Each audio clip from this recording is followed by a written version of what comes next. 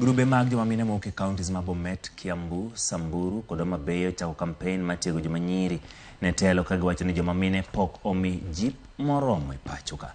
Mine go chano go mbaka e midhiero ma joma mine kadhoe ka gidonjo e siasa, kendo mano yo ma inyalo tiek godo midhiero ma gikadhoe.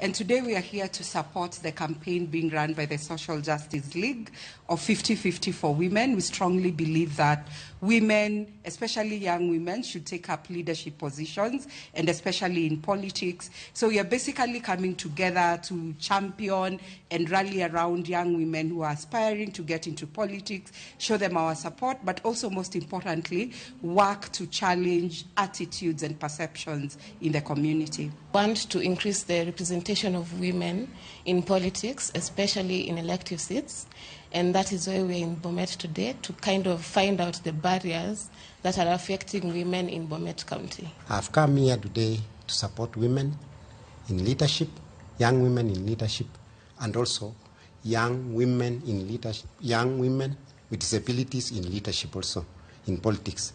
I've come here also to support the agenda.